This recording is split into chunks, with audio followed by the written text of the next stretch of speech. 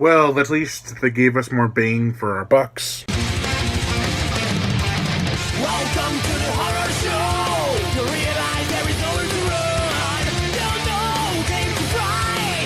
Paranoia is getting alive.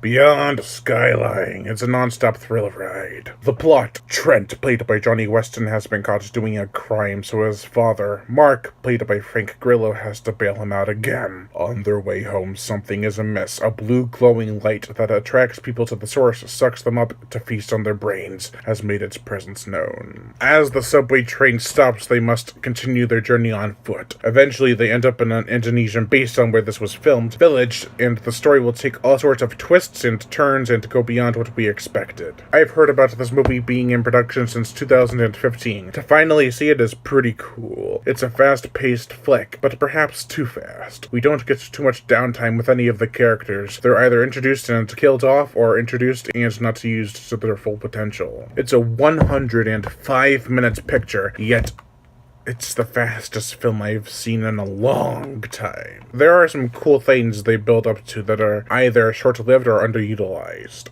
If the film was 2 hours or more, I could see it working with better characters and more time to develop them. However, it isn't, and it feels like it's missing that thing we all have called emotion.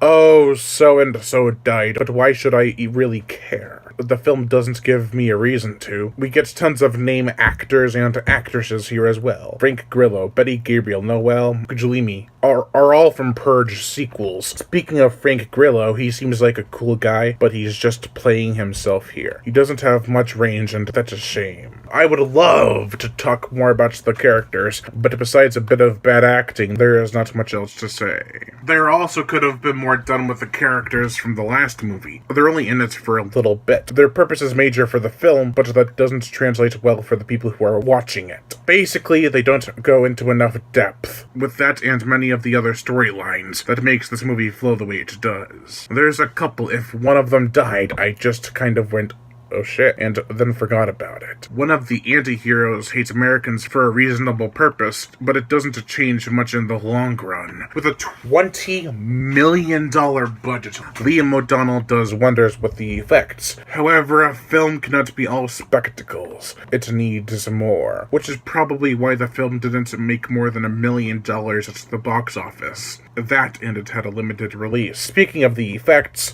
the gore, the effects, that's one thing I'm overjoyed by. They made this a hard R-rated adventure. Brains are graphically ripped out, there's some slashed throats and severed limbs. Nothing too gory, but far above what we usually get in alien invasion movies.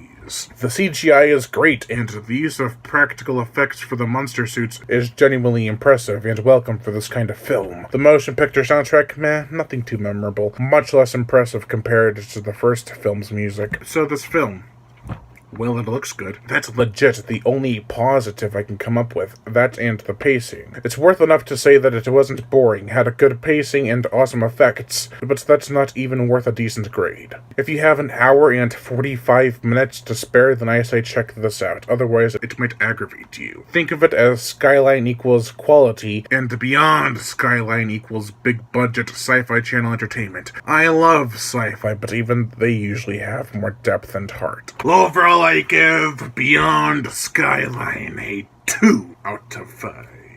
I'm gutted.